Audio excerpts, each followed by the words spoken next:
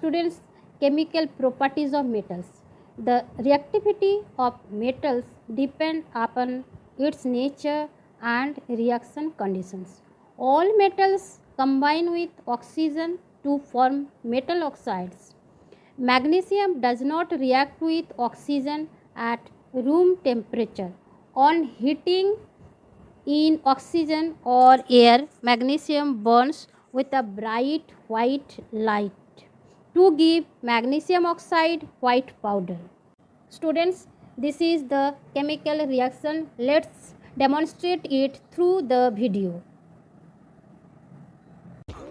When we fire a magnesium strip in the presence of oxygen, it starts to burn with bright white light, as you can see in this experiment.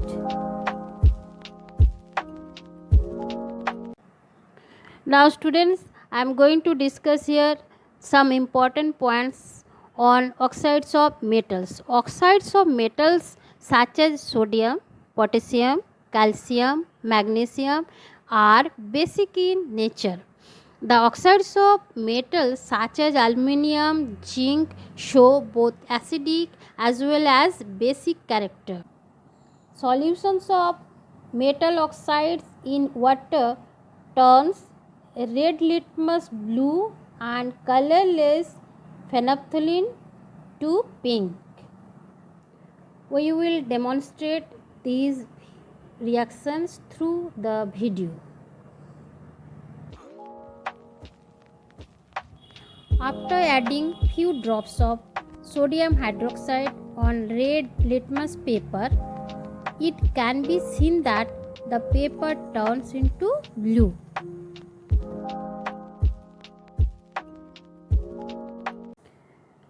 Chemical reaction with water. Different metals react with water under different conditions.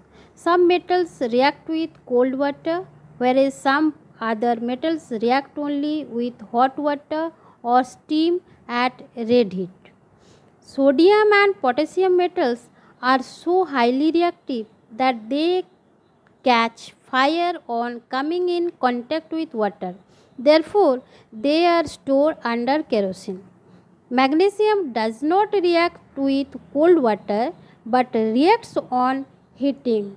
In this reaction, you can see magnesium react with water and give the product magnesium hydroxide, that is MgOH2, and hydrogen gas, that is H2.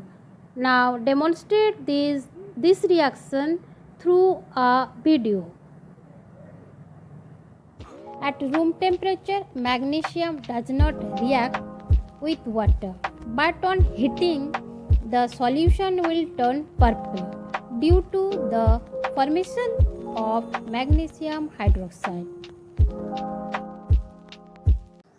Now some special and exceptional reactivity of metals with water.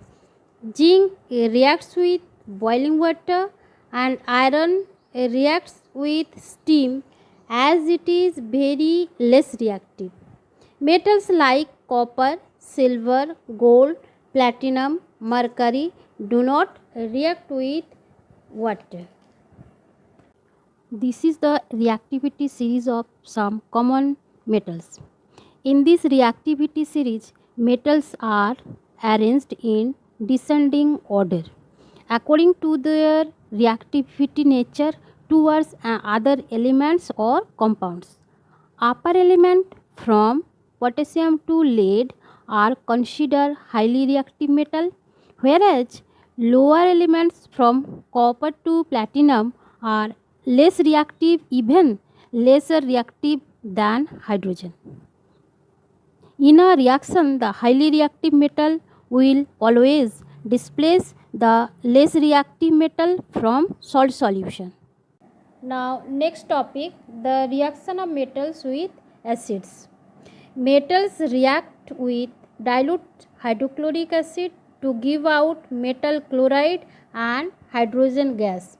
If M is metal, then Product will be MCl2 and hydrogen gas. Next, metals react with dilute sulfuric acid, give metal sulfate and hydrogen gas. If again M is metal, then product will be MSO4 and hydrogen gas. Some metals like copper, lead do not react with dilute hydrochloric acid. They react with dilute sulfuric acid and nitric acid but do not liberate hydrogen gas. That means do not release hydrogen gas. Metals like gold and platinum do not react with acids. This is the reaction of iron with dilute hydrochloric acid. This reaction is demonstrated through the video. When iron nails are submerged into dilute hydrochloric acid, iron chloride, also known as ferrous chloride, form and the bubbles surrounding them is due to release of hydrogen gas. This is the another reaction of metal with dilute sulfuric acid. Zinc with dilute sulfuric acid. Here the product is zinc sulfate ZnSO4 and liberate hydrogen gas, that is H2. The next topic is displacement reactions.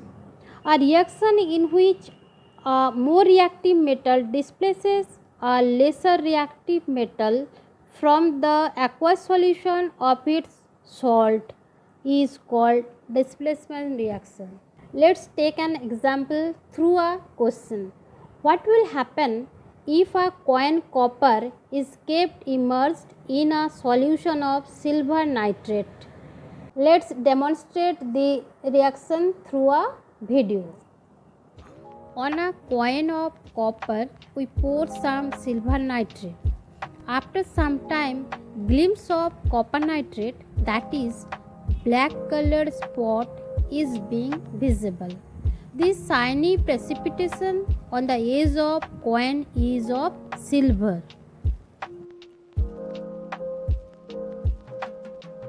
So from this activity we get the conclusion that copper is more reactive than silver. Therefore, when a copper coin is placed in a solution of silver nitrate, the copper dissolves as Cu2 plus and silver gets precipitated on the copper coin. That is, copper displaces silver from silver nitrate solution.